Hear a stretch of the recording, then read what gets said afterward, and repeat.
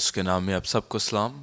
आज का जो हमारा टॉपिक है हम कंटिन्यू रखेंगे। जो हम देख रहे हैं कि कैसे जो पुराने अहदनामे में चीज़ें थीं वो एक साया थी, आ शैडो, जो चीज़ें आने वाली थीं, जो आ चुकी हैं। हम जानते हैं यीशु मसीह के ज़रिए से जो यीशु मसीह आए, यीशु ने कलाम में यीशु ने कहा कि मैं मिटाने नहीं बल्कि पूरा करने आया हूँ शरीयत को। और यही यीशु ने किया। जो शरीयत में सारी चीज़ें थीं, जो हैकल थीं, वो एक ज़ाहिर करती थीं कि कैसे यीशु मसीह आएंगे, कैसे यीशु मसीह अपना लहू बहाएंगे जो हमें पाक साफ कर सकेगा।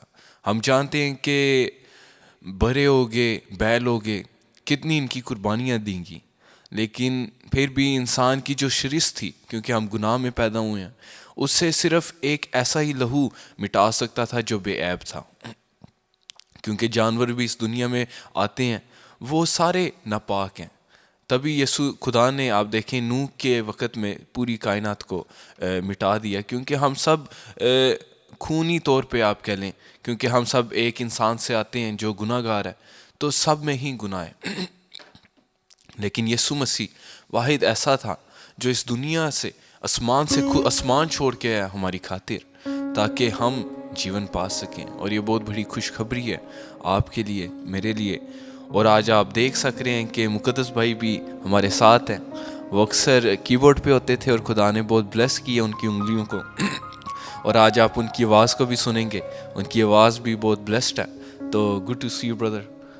तो आए मीटिंग का हम आगाज़ करते हैं एक दुआ के साथ। खुदावंद की हजूरी के मांगेंगे इस जगह पे कि खुदावंद जब हम गाएं तो हमारे गलों का कंट्रोल ले, हमारी आवाज़ों का कंट्रोल ले, हमारे साज़ों का। जो कलाम बोला जाए खुदावंद, हम ना बोलें बल्कि तेरा रूह हम में से होके बोले। तेरा शुक्र करते हैं खुदावंद इस वक़्त के लिए और इस हजूरी के लिए जो तेरी यहाँ पे मौजूद है खुदावंद। तूने कहा था जहाँ 2 या 3 जमा होंगे मैं वहाँ पे मौजूद हूँगा। खुदा तेरा शुक्र करते हैं कि तू वादों का सच्चा खुदा है और तू आज अपने वादे के मुआफिक इस जगह पे है खुदा। तेरा रूह है खुदा लिमिटेड नहीं कि सिर्फ एक चर्च में संडे को हो और दूसरे में नहीं है खुदा। तेरा रूह ताकतवर है और खुदा ईद पेंतिकोस्त जो हम बहुत जल्द मनाएंगे खुदा, हमने देखा है, हमने पढ़ा है तेरे रूह के बारे में खुदा। हमने एक्सपीरियंस किया तेरे रूह को जो आंधी की तरह चलता है और ज़हनों को बदल देता है, सोचों को बदल देता है और एक आंधी की तरह आता है, आग की तरह आता है खुदा। वही आग, वही मसा, वही अनॉइंटिंग है खुदा। आज के दिन हम मांग लेते हैं खुदा इस जगह पे जहाँ पे ये लाइव सर्विस ब्रॉडकास्ट की जा रही है खुदा, इस रूम को खुदा भर दे। जो लोग सुन रहे हैं खुदा सारी उनके कमरे को खुदा छू, उनके ज़हनों को छू, उनके कानों को, बदन को छू खुदा। तेरा शुक्र करते हैं खुदा, तू बहुत बड़े काम करता है और आज हम देखेंगे तेरे मौजे, तेरे बड़े काम। यीशु के नाम में मांगा और पाया है, आमीन। तो आए मिलके हम ज़बूर गाएंगे ब्रदर मुकद्दस के साथ।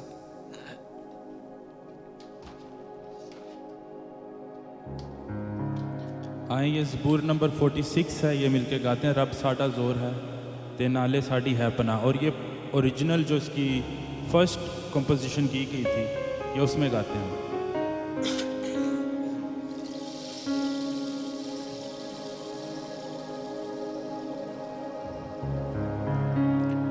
रब साडा जोर है ते नाले साड़ी है पनाह। दे मदद ओ सख्तियां विच जेड़ा साडा है खुदा।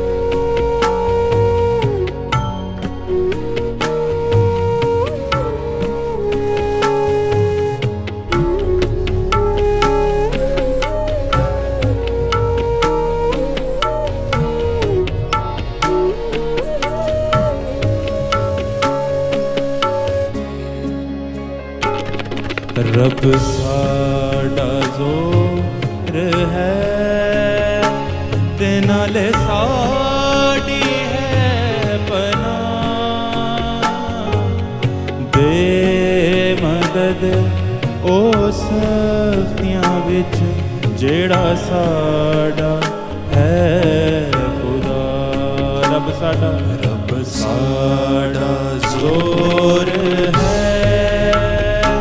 ते नाले साडी है पनाह दे मदद ओ सख्तियां विच जेड़ा साडा है खुदा इसलिए कुछ डर नहीं पावे ज़मीं जावे उलट इसलिए कुछ डर नहीं पावे ज़मीं जावे उलट सारे पर्वत रुड़ के पावे सारे पर्वत रुड़ के पावे बीच समुंदर पैन जा रब साडा जोर है ते नाले साडी है पनाह दे मदद ओ सख्तियां विच जेड़ा साडा है खुदा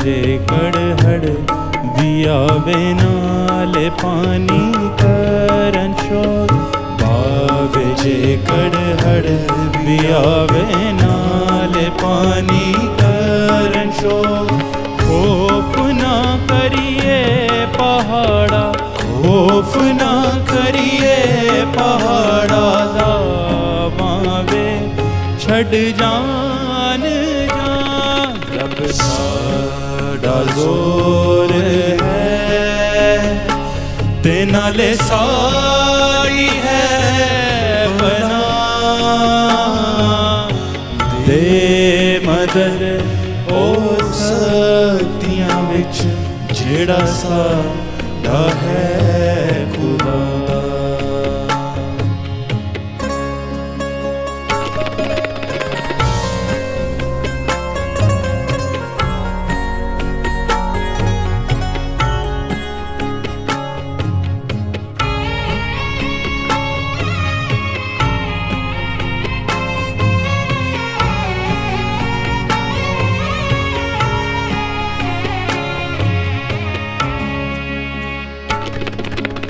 एक नदी है धारा जिदियां शहर नू खुश कर दियां एक नदी है धारा जिदियां शहर नू खुश कर दियां पाक रब दे मस्कना नू पाक रब दे मस्कना नू जिस दा मालिक है खुदा रब साडा जोर है ते नाले साड़ी है पनाह दे मदद ओ सख्तियां विच जेड़ा साडा है खुदा है खुदा विच उस दे ओनू ना जुम्बश होवेगी है खुदा विच उस दे ओनू ना जुम्बश होवेगी फजर ही होवेगा मदद फजर ही होवेगा मददगार रब उस शहर दा रब साडा जोर है ते ना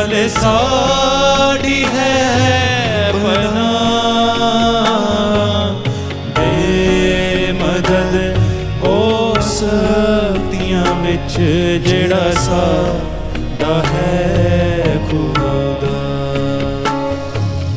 कौमां जोश विच ते बादशाहियां हिल गईयां। कौमां जोश विच ते बादशाहियां हिल गईयां। धरती सपी कर गई रब, धरती सपी कर गई रब ने जदों कीती सदा। रब साडा जोर है ते नाले साड़ी है पनाह। बेमदद ओ शक्तियां विच जेड़ा साडा है खुदा।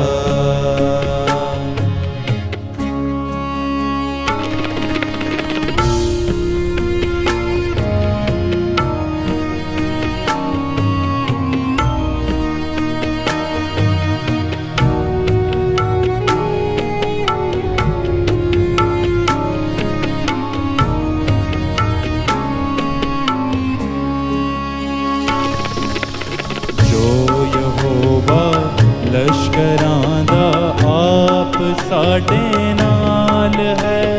जो यहोवा लश्करां दा आप साडे नाल है।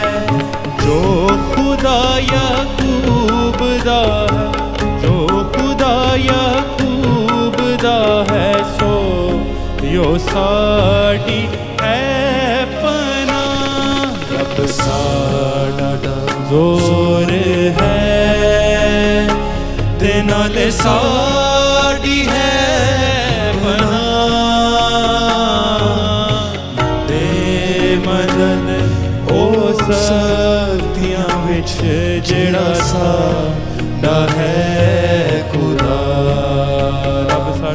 रब साडा जोर है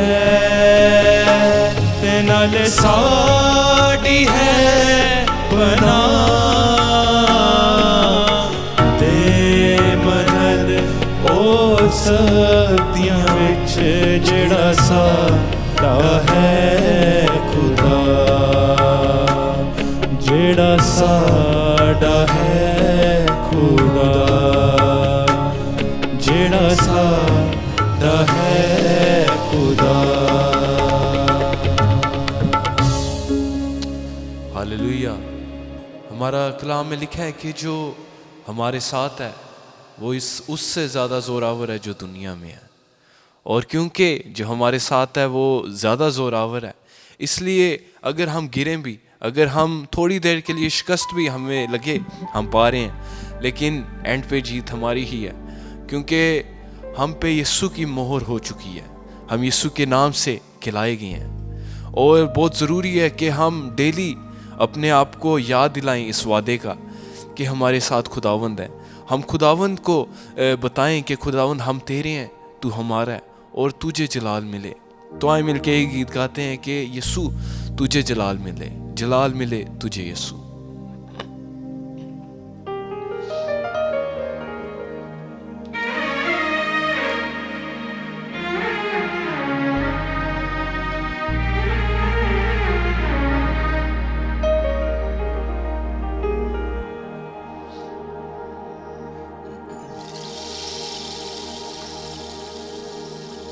दामन को भरने वाले, मुहैया करने वाले, चरणों को चूमूं क्यों ना, मेरा इब्जी बनने वाले, मेरा इब्जी बनने वाले। जलाल मिले तुझे यीशु, हर हाल मिले तुझे यीशु, शिफा के लिए वफा के लिए, रहम के लिए, मसा के लिए, जलाल मिले तुझे यीशु, हर हाल मिले तुझे यीशु।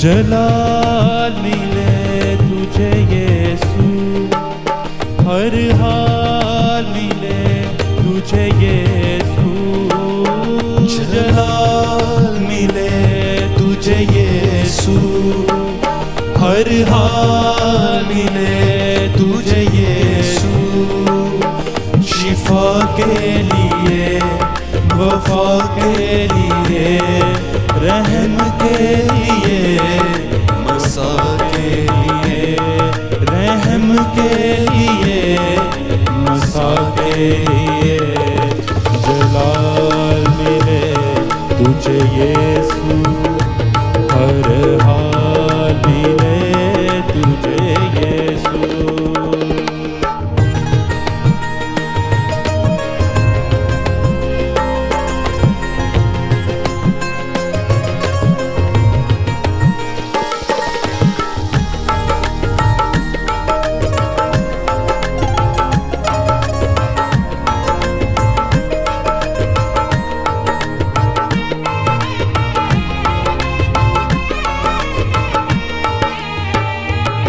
तेरा लहू मेरी दवा है, लहू ही मेरी शिफा है, तेरा लहू मेरी दवा है, लहू ही मेरी शिफा है, कदमों में बैठूं क्यों ना, तू ही तो जिंदा खुदा है, कदमों में बैठूं क्यों ना, तू ही तो जिंदा खुदा है, तू ही तो जिंदा खुदा है, जलाल मिले तुझे यीशु, हर हाल मिले तुझे यीशु,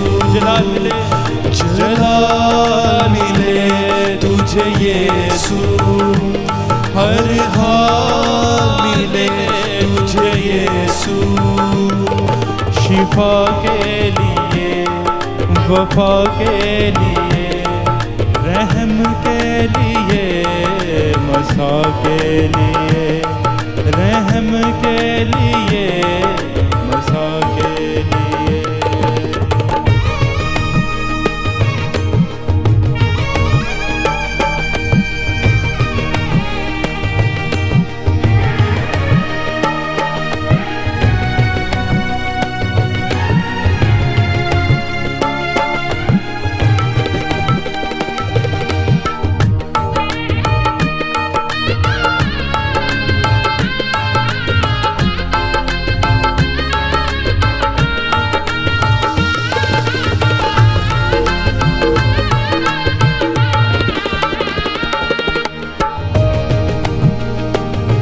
दामन को भरने वाले, मुहैया करने वाले, दामन को भरने वाले, मुहैया करने वाले, चरणों को चूमूं क्यों ना, मेरा इफ़्ती बनने वाले, कदमों को चूमूं क्यों ना, मेरा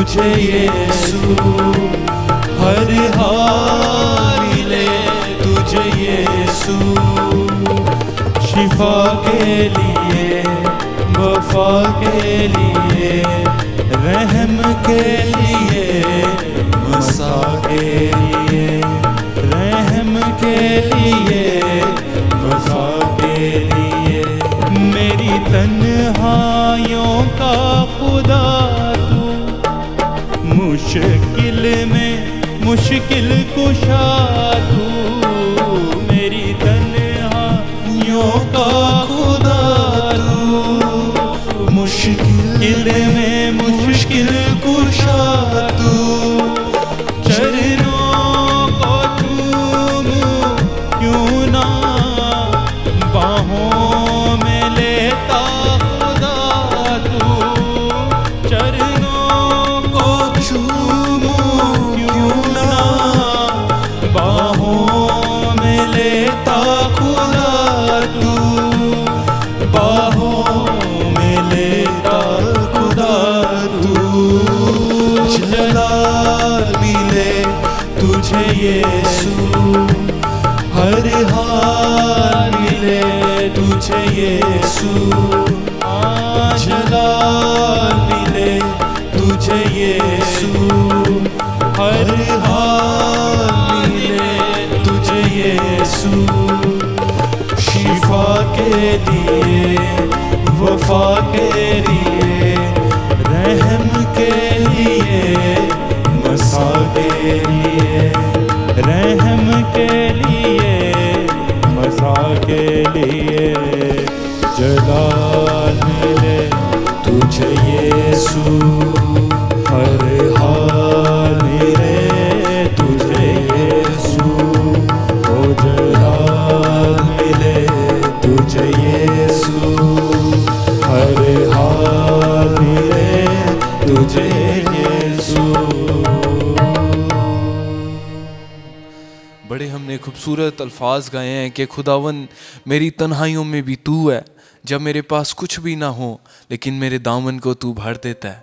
कितने खूबसूरत अल्फाज हैं कि सच में वो एक खुदा है लेकिन एक बाप है जिसे आप सच में आप बाप कह सकते हैं।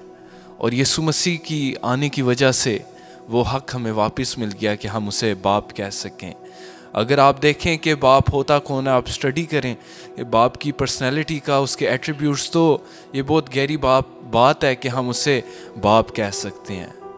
और कलाम में बहुत आयतें लिखी हैं, यीशु मसीह ने कहा कि तुम बुरे होते हुए भी क्योंकि तुम बाप हो, अपने बच्चों को अच्छी चीज़ें देते हो, तो खुद ही सोचो तुम्हारा जो सच्चा आसमानी बाप है, तुम उसके सामने आओगे तो वो क्या कुछ तुम्हारे लिए प्लान में नहीं रखता पहले से। तो आए मिलके अपना अगला गीत गाएंगे, तख्त तेरा लग जाए खुदावन यहोवा एलोहिम।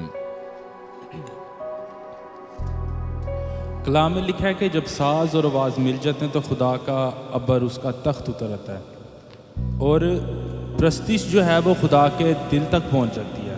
इसलिए खुदा ने दाऊद के लिए कहा कि मेरे दिल के मुताबिक मुझे एक शख्स मिल गया, क्योंकि वो प्रस्तार था, खुदा की प्रस्तिश करता था और दिल और जान से, रूह से, सच्चाई से वो प्रस्तिश करता था। तो जब हम इस गीत को गाएंगे तो मैं चाहता हूँ कि हम सब एक जहन, एक रूह हो के, कोई आसपास की कोई आपकी मसरूफियात है उसको छोड़ दें। मरियम मर्था की तरह नहीं, मरियम की तरह जो यीशु मसीह के कदमों में बैठी थी उसकी तरह। यीशु ने कहा कि तू तो अपने काम काज की फ़िक्र में लगी हुई थी, लेकिन मरियम ने वो हिस्सा हासिल कर लिया जो उससे जुदा नहीं किया जाएगा। अपने काम छोड़ दें और यीशु मसीह की तरफ फोकस करें। अपने जहन में कोई सोच है उसको भुला दें, सिर्फ इस वक्त यीशु को बुलाएं, उसको कहें कि यीशु तेरा तख्त लगे। जहाँ पे आप, चाहे घर में बैठे हैं, गाड़ी में हैं, किसी और जगह पे, बाहर हैं, कहीं पे, जहाँ पे भी हैं, बस यीशु के ऊपर फोकस करें।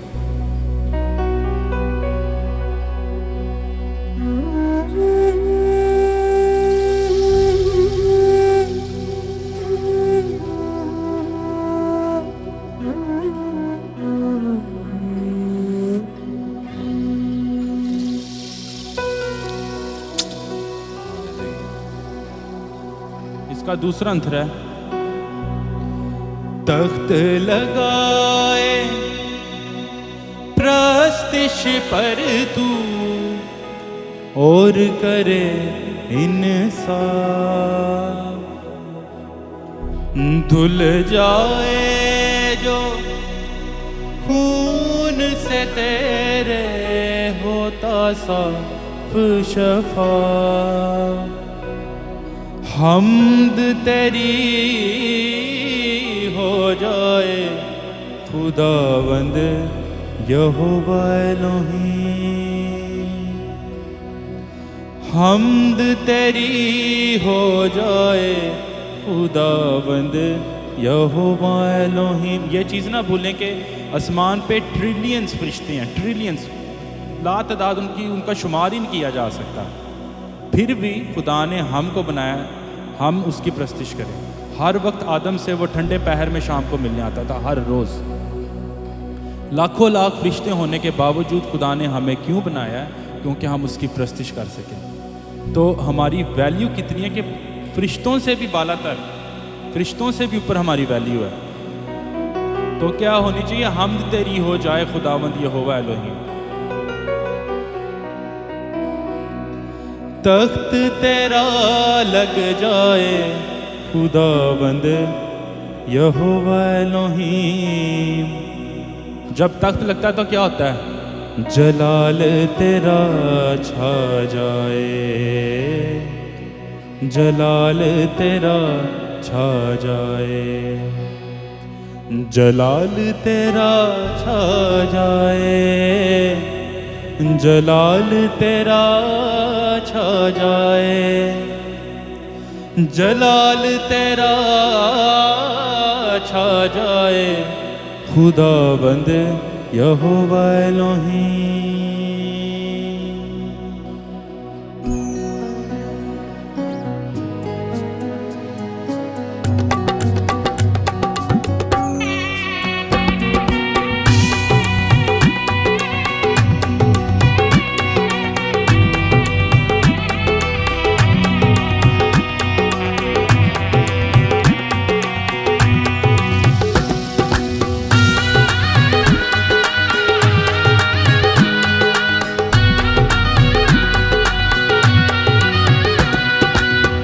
तख्त तेरा लग जाए खुदावंद यहोवा एलोहीम।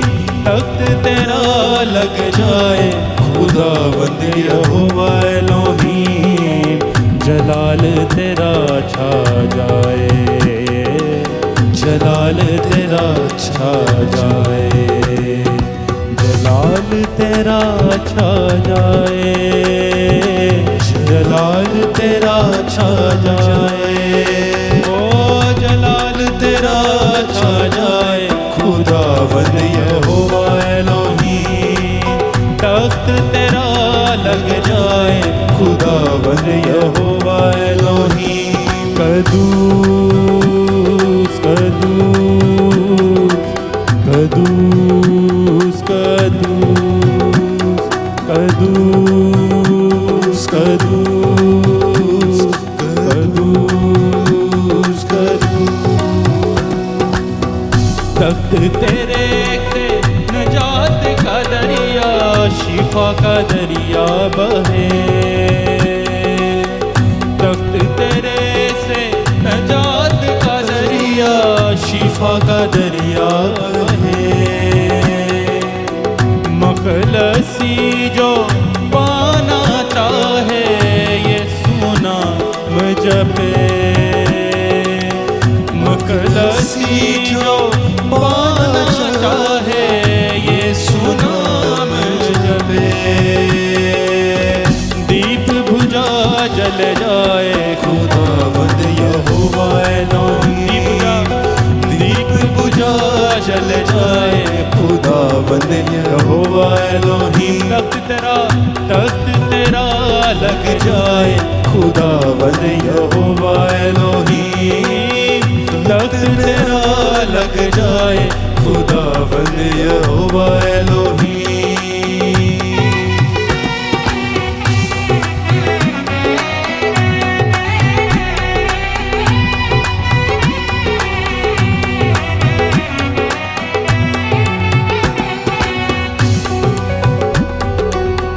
तख्त लगाए प्रस्तिश पर तू और करे इंसाफ।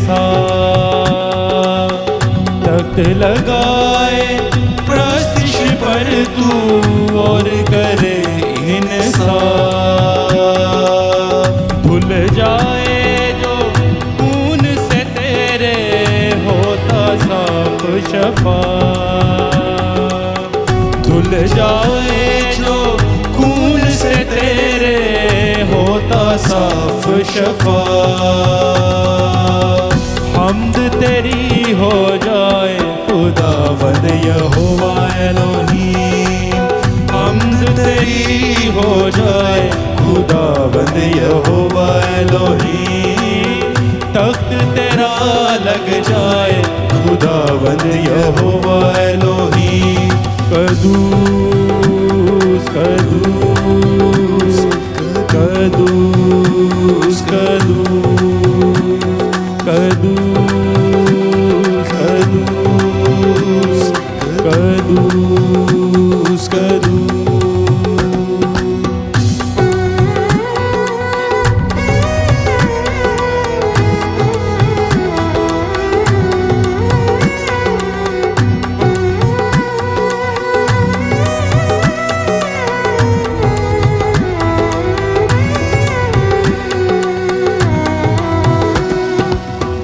तख्त तेरे के लग जाने से मुश्किल हो आसान। तख्त तेरे के लग जाने से मुश्किल हो आसान। गुस्से में तू धीमा है और शफकत में रहमान। गुस्से में तू शफकत में रहमान। काली घटा छट जाए खुदावंद यहोवा एलोहीम। काली घटा छट जाए खुदावंद यहोवा एलोहीम। जलाल तेरा छा जाए, जलाल तेरा छा जाए, जलाल तेरा छा जाए, जलाल तेरा छा जाए, जलाल तेरा छा जाए खुदावंद यहोवा एलोहीम।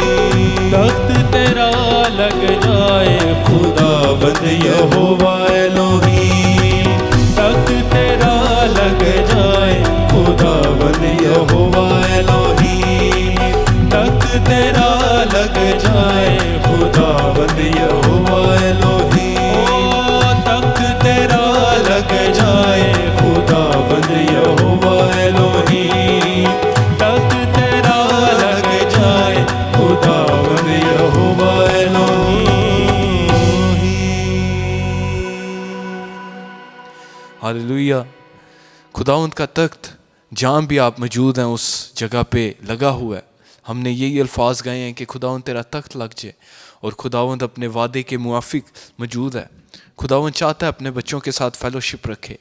यीशु मसीह का इस दुनिया में आने का मकसद ही ये था कि हमारे साथ वो फेलोशिप जो टूट गई थी वो दोबारा जुड़ सके। तो आए मिल के एक बहुत खूबसूरत गीत है, ये हम सबको ही आता होगा, मिल के गाते हैं। ना आस रखा दुनिया ते ना आसरा लेना है, मैनू जो कुछ चाहिदा यीशु कोलो लेना है।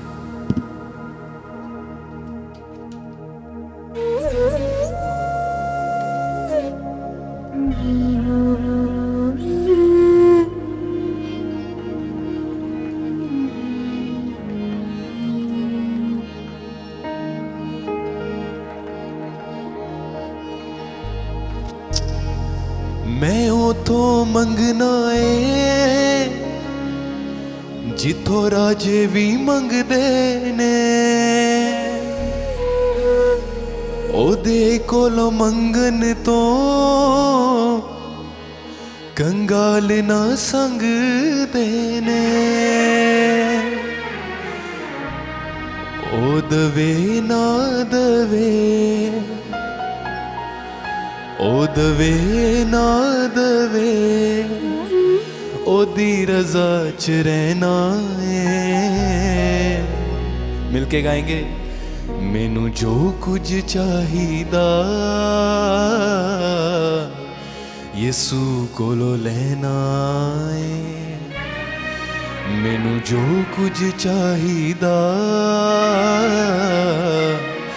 यसू कोलो लेना है।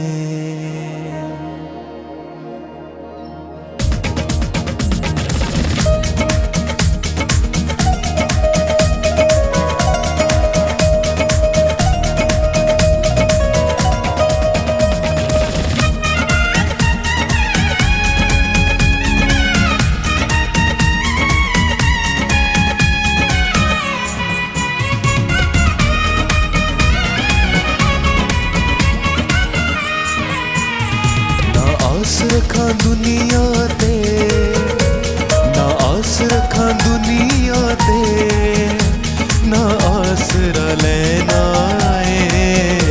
मैनू जो कुछ चाहिदा यसू कोलो लेना है। मैनू जो कुछ चाहिदा यसू कोलो लेना है।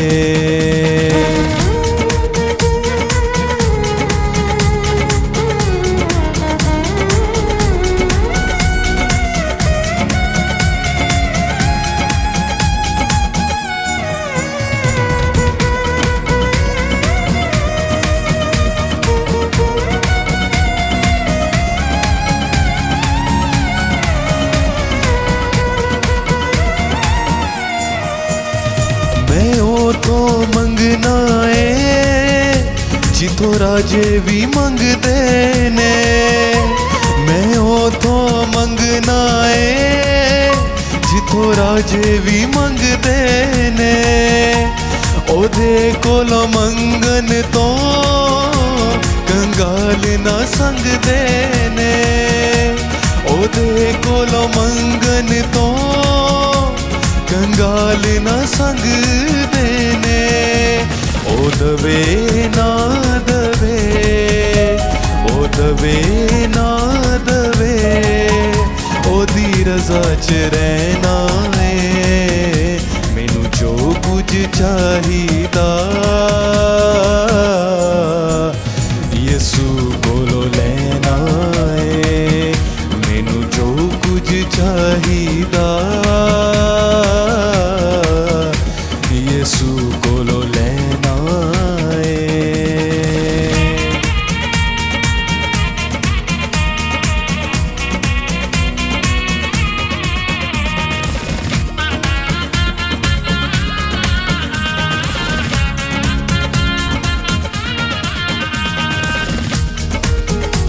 ओ मेरा शाफी है ओदा फजल ही काफी है। ओ मेरा शाफी है ओदा फजल ही काफी है।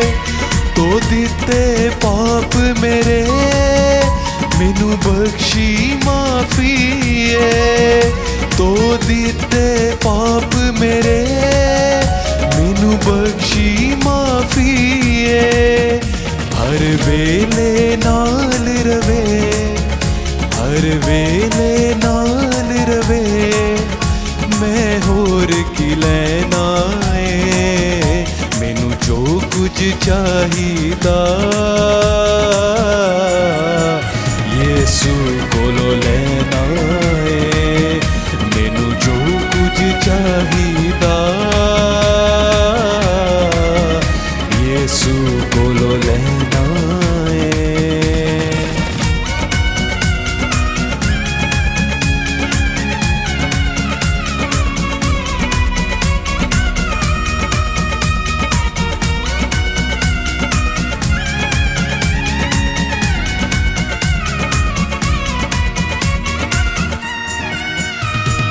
मेरा याली है ओदी कब्र भी खाली है। ओ मेरा याली है ओदी कब्र भी खाली है। ओ मंबा जिंदगी दा ओदी शान निराली है।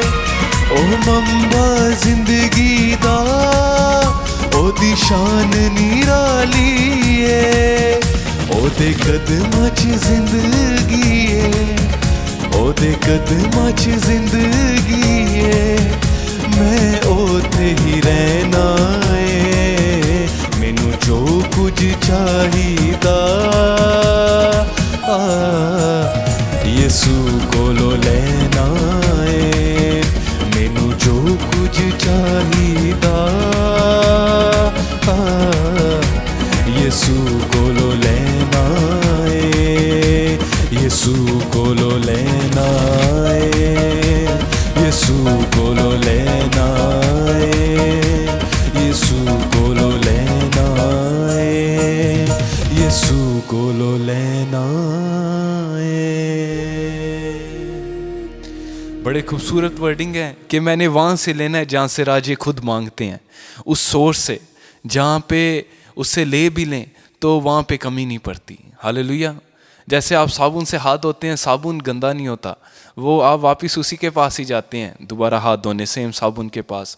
लेकिन यीशु साबुन से भी बढ़ के हमें साफ़ कर देता है, हमारी ज़िंदगियों को बर्फ़ की मानित सफ़ेद कर देता है।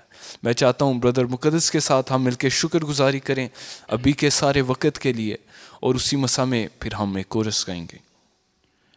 खुदा यीशु मसीह तेरा शुक्र करते हैं इस खूबसूरत दिन के लिए, इस वक्त के लिए, इस लम्हे के लिए। खुदा तुझे जान लेने के लिए, पहचान लेने के लिए, तुझसे वाकिफ़ हो जाने के लिए खुदा तेरा शुक्र करते हैं।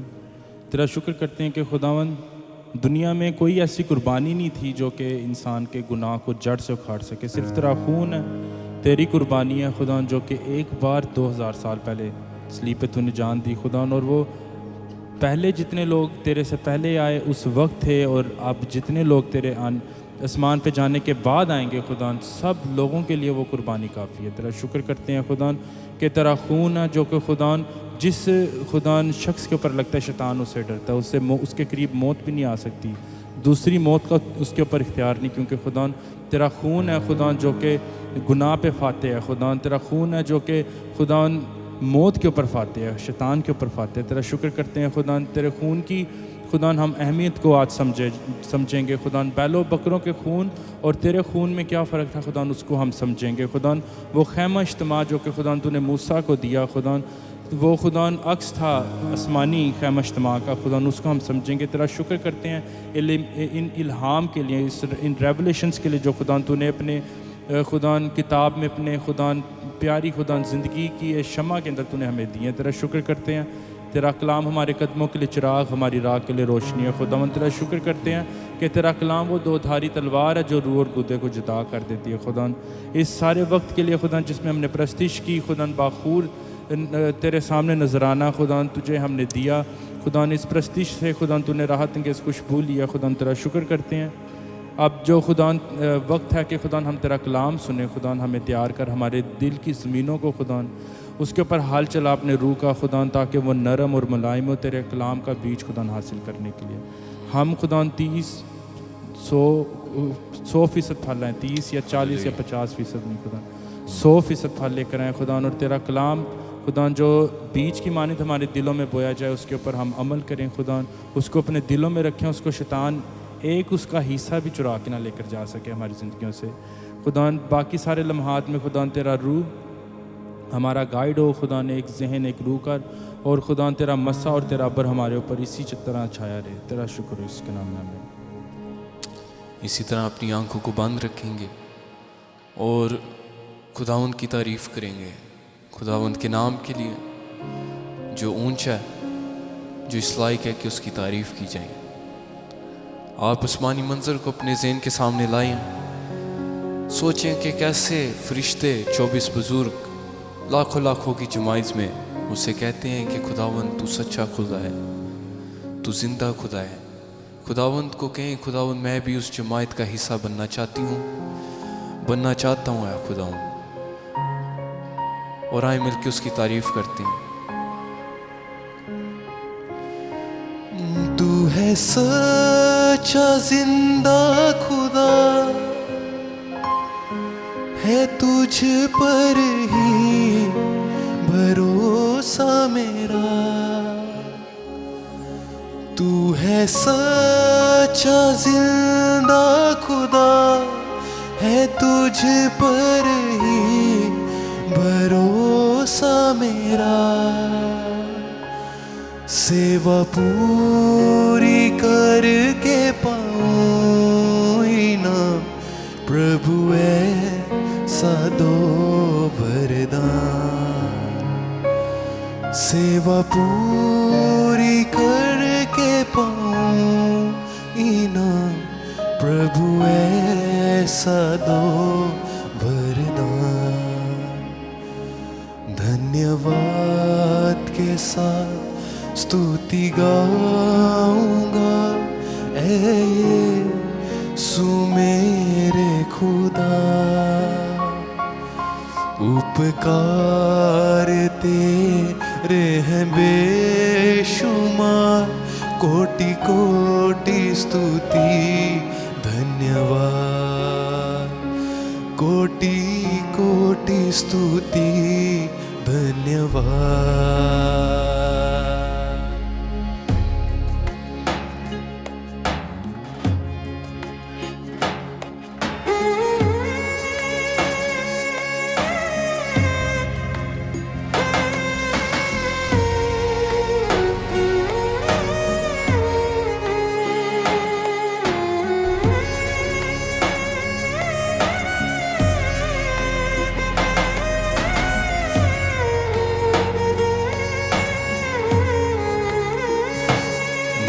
धन्यवाद के साथ स्तुति गाऊंगा, ऐ यीशु मेरे खुदा। उपकार तेरे हैं बेशुमार, कोटि कोटि स्तुति धन्यवाद। धन्यवाद के साथ स्तुति गाऊंगा, ऐ यीशु मेरे खुदा। उपकार तेरे हैं बेशुमार, कोटि कोटि स्तुति धन्यवाद।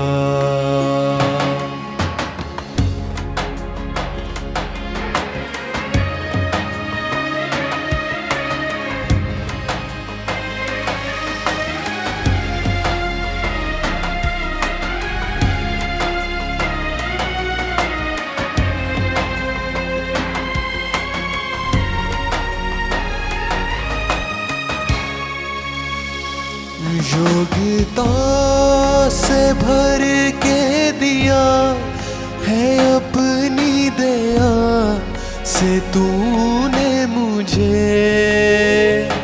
खुदावंद का शुक्र करें कि खुदावंद जो मैंने सोचा था तूने उससे बढ़ के मुझे दिया।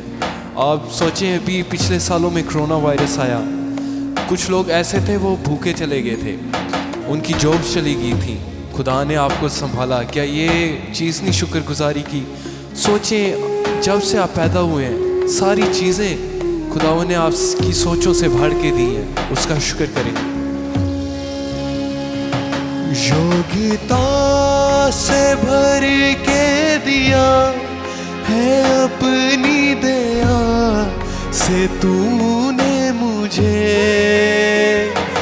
मांगने से ज्यादा मिला मुझे, आभारी हूँ प्रभु में। मांगने से ज्यादा मिला मुझे, आभारी हूँ प्रभु में।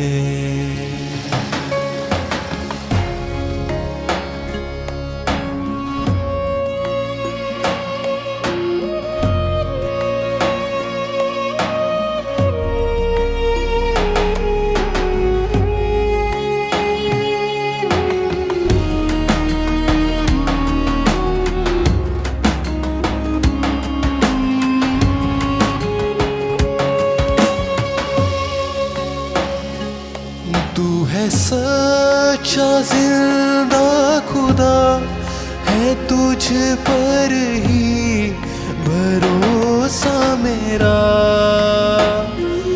तू है सच्चा जिंदा खुदा, है तुझ पर ही भरोसा मेरा। सेवा पूरी करके पाऊं इनाम, प्रभु ऐसा दो वरदान। सेवा पूरी करके पाऊं इनाम, प्रभु ऐसा दो वरदान। धन्यवाद के साथ स्तुति गाऊंगा, ऐ यीशु मेरे खुदा। उपकार तेरे हैं बेशुमार, कोटि कोटि स्तुति धन्यवाद। कोटि कोटि स्तुति धन्यवाद। कोटि कोटि स्तुति धन्यवाद। कोटि कोटि स्तुति धन्यवाद। लाखों लाखों स्तुति धन्यवाद। कोटि कोटि स्तुति धन्यवाद।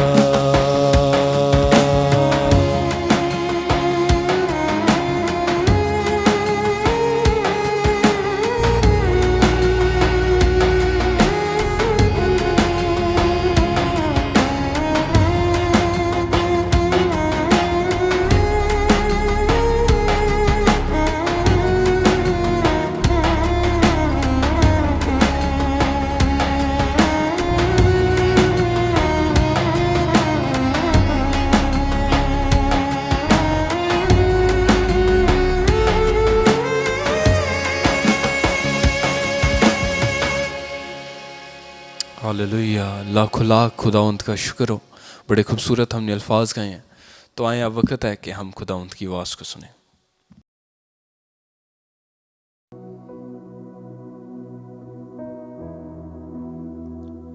खोल मेरी आँखें,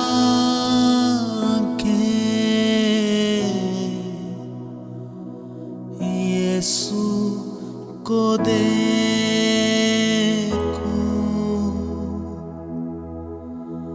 बढ़कर मैं छू लूं,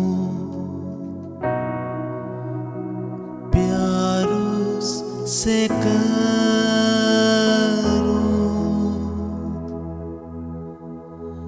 मेरे तू कान खोल, सुनना सिखा दे। खोल मेरी आँखें,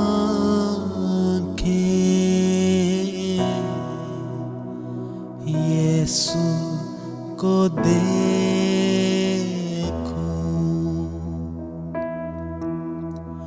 बढ़कर मैं छू लूं,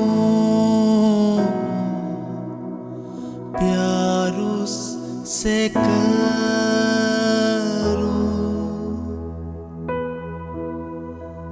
मेरे तू कान खोल, सुनना सिखा दे।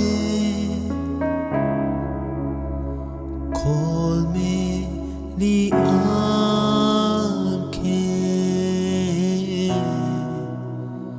यीशु को देखूं।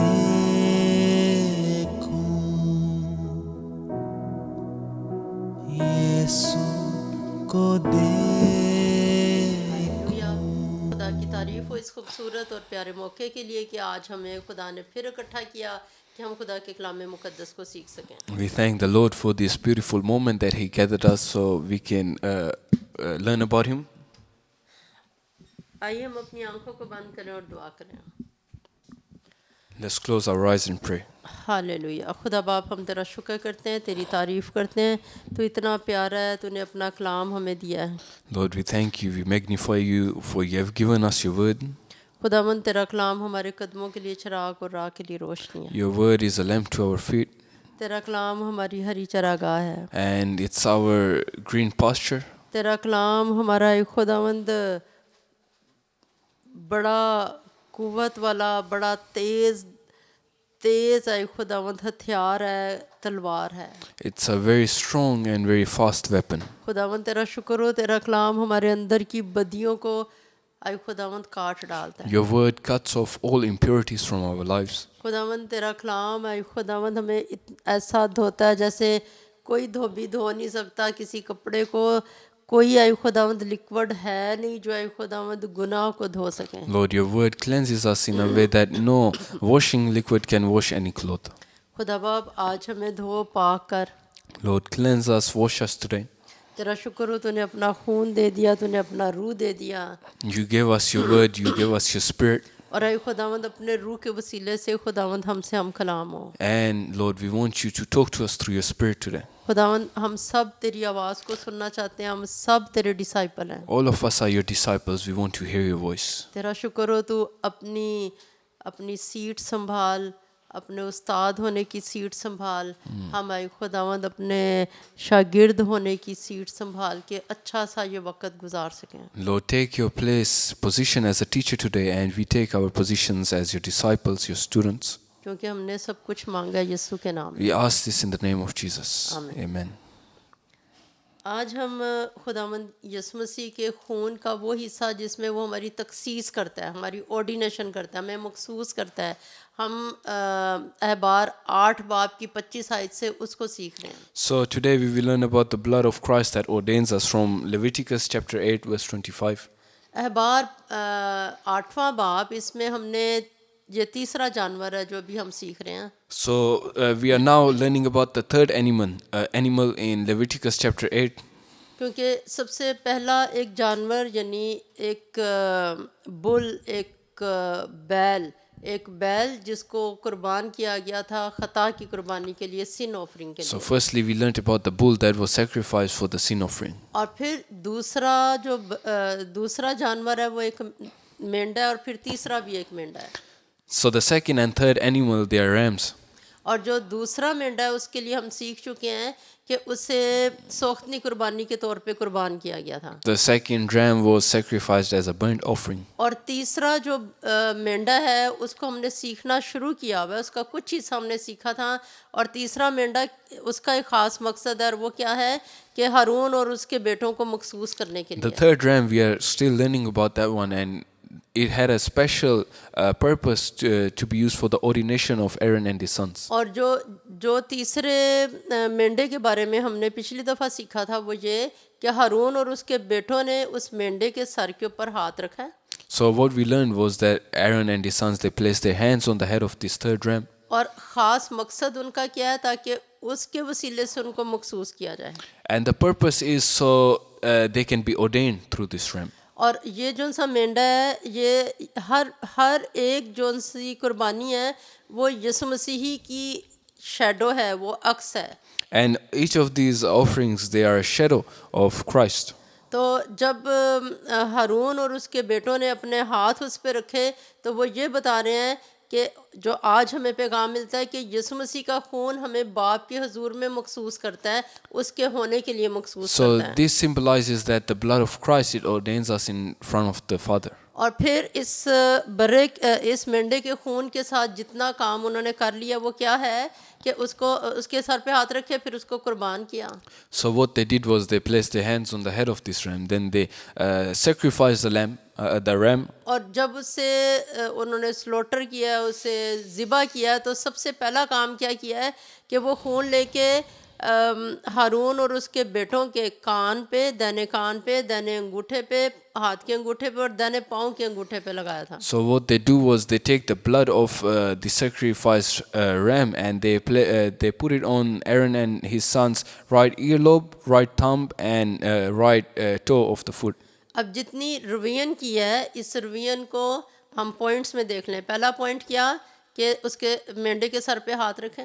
Firstly, they place hands on the head of the ram, ये मेंढा कौन सा वाला है? ये तकसीसी मेंढा है। and this is the one to be used for ordination. दूसरा स्टेप क्या किया कि उसको ज़िबा किया। Then they have sacrificed the lamb.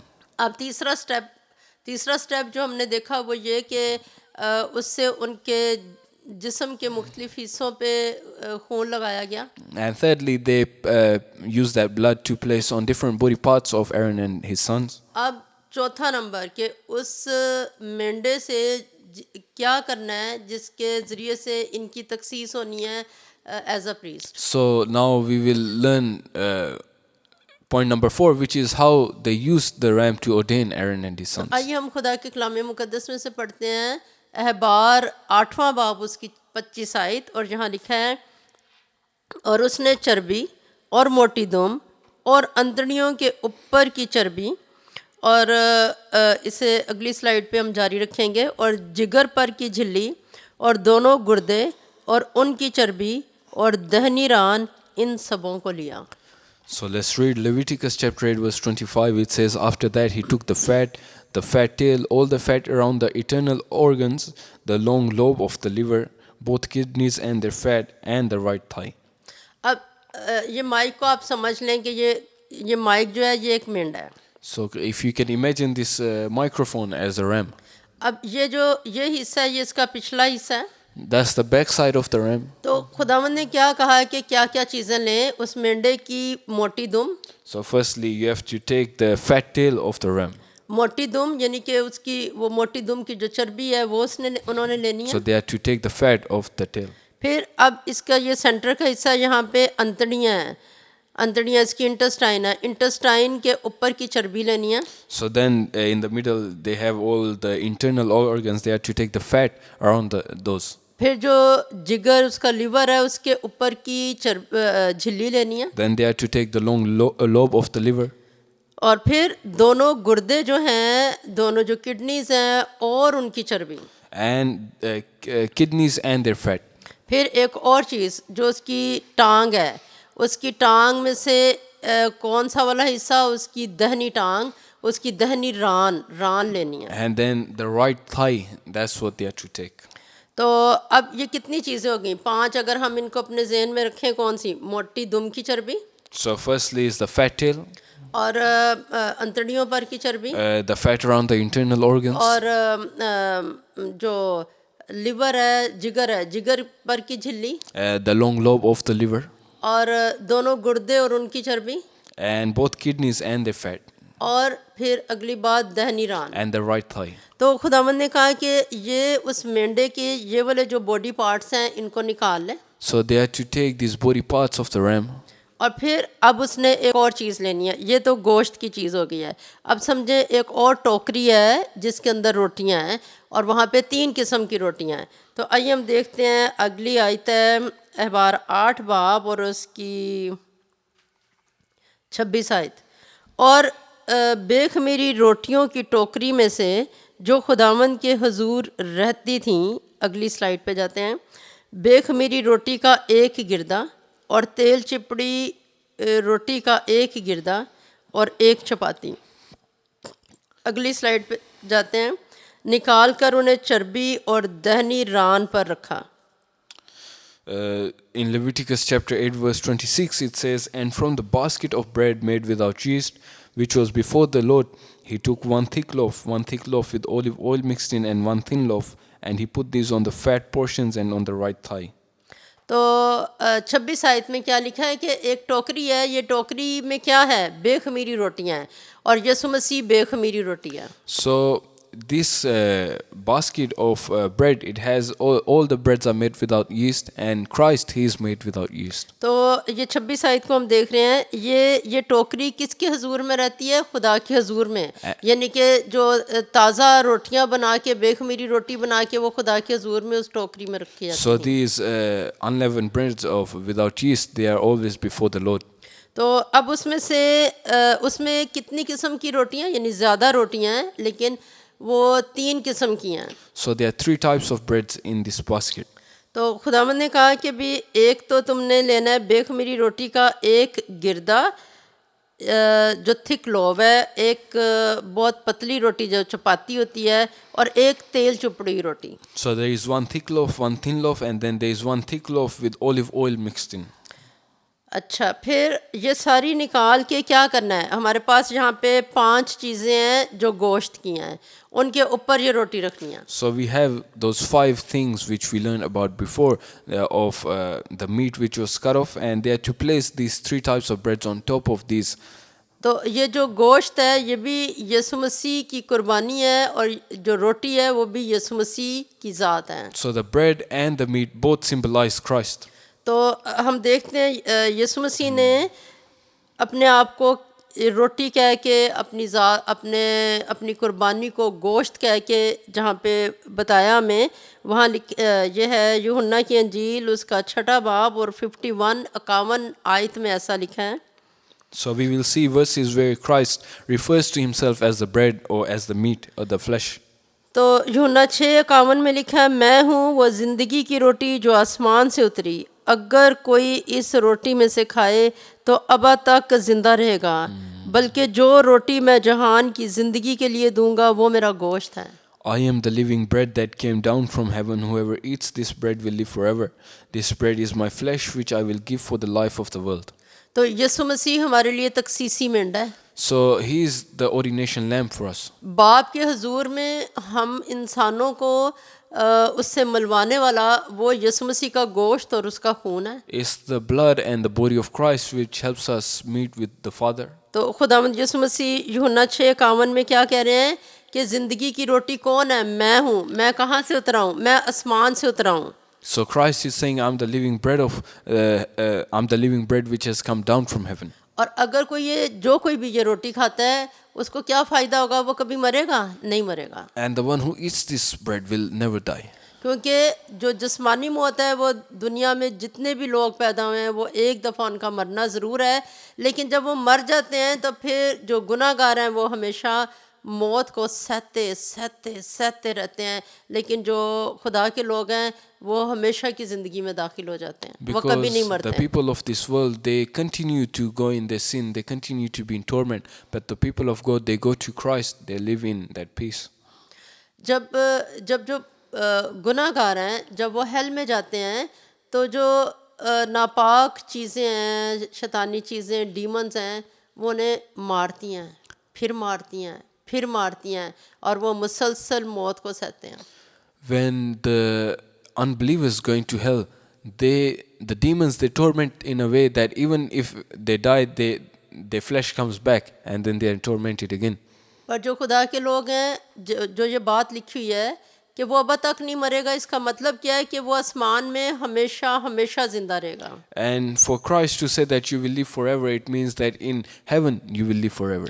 और फिर खुदावंद ने इस बात को वाज़िया किया और बताया, क्या लिखा हुआ है, बल्कि जो रोटी मैं जहान की ज़िंदगी के लिए दूंगा वो क्या है? मेरा गोश्त है। So Christ is saying that the bread that I give for the world to have this life is my flesh. तो खुदावंद यीशु मसीह ने हमें बाप के साथ जोड़ने के लिए, हमारी सुलह करवाने के लिए, हमें मखसूस करने के लिए क्या किया है? अपने आप को कुर्बान किया है। So Christ, he sacrifices himself so we can be saved. फिर हम अगली बात देखते हैं कि इस मेंढे के साथ अगला स्टेप क्या किया गया। तो अहबार 8 बाब 27 आयत में लिखा है, और इन सबों को हारून और उसके बेटों के हाथों पर रख कर उनको हलाने की कुर्बानी के तौर पर खुदावंद के हुजूर हलाया। He put all these in the hands of Aaron and his sons, and they waved them before the Lord as a wave offering. तो खुदावंद ने मूसा को क्या हुक्म दिया है कि अब ये 5 गोश्त के हिस्से हैं, इनको हारून और उसके बेटों के हाथ पे रखना और उसके ऊपर वो रोटी रखना और खुदावंद के हुजूर में इनको हलाने की कुर्बानी के तौर पे हलाना। So now these portions of the meat and the bread on top of them, the Lord says, give it in the hands of Aaron and his sons, and they are to wave it in front of the Lord. तो खुदावंद ने हलाने की कुर्बानी के मुतल्लिक और एक और जगह जहाँ पे बात की है, हम उस हवाले को देखेंगे जो अहबार 23 बाब उसकी 10 आयत है। So let's learn about this wave offering, which we learn in Leviticus chapter 23, verse 10. तो अहबार 23:10 में लिखा है, जब तुम उस मुल्क में जो मैं तुमको देता हूँ दाखिल हो जाओ और उसकी फसल काटो, तो तुम अपनी फसल के पहले फलों का एक पूला काहिन के पास लाना। So the Lord is saying that when you enter the new country I'm going to give you, then bring to the priest a sheaf of the first grain of your harvest. तो खुदावंद ने कहा कि आप जब मुल्क कनान में दाखिल हो जाओगे, आपको फसल मिलेगी, मैं फसल में बरकत दूंगा, उसका पहला पूला काहिन के पास लेके आना। So the Lord is saying that when I bless you when you enter the new land of Canaan, then you have to bring your first fruits to the priest. यहाँ पे हम काइन के मुतल्लिक भी एक बात सीखते हैं कि काइन से खुदा इस बात से नाराज़ नहीं हुआ था कि वो अपनी फसल का हिस्सा खुदा के हुज़ूर में लेके आए, क्योंकि यहाँ भी खुदा खुशी से कबूल कर रहा है कि आपके पास अच्छी फसल हुई है, आप मेरे हुज़ूर में लेके आओ उस फसल का पहला हिस्सा। And if you remember the story of Cain and Abel, the Lord wasn't angry with Cain because he brought the harvest for the Lord. लेकिन खुदावंद ने उसे बताया था कि मसला है क्या, कि मैंने क्यों नहीं तेरी कुर्बानी कबूल की। खुदावंद ने कहा, अगर तू भला करे तो क्या मैं तुझे कबूल ना करूँगा, क्या तू मकबूल ना होगा। The issue was that the Lord said to him that if you do what is right, will I not accept your offering? क्योंकि उसका दिल खुदा के साथ दुरुस्त नहीं था। Because his heart wasn't aligned with God. तो यहाँ पर हमने सीखा कि खुदा बाप खुद ये बात कह रहा है, खुदा ने खुद ये बात कही कि आप अपनी फसल का पहला पूला काहिन के पास लाना, यानी मेरी हजूरी में लाना। So we see that the Lord is saying, bring your first harvest to the तो priest. आप जैसे इस तस्वीर में भी देख रहे हैं कि एक शख्स है जो खुदा के हजूर पूला लेके आया और वो उसे हलाने की कुर्बानी के तौर पे खुदा के हजूर में हला रहा है। In the picture there you can see there's a person who's bringing the sheaf of the first grain of his harvest to the priest and he's waving it.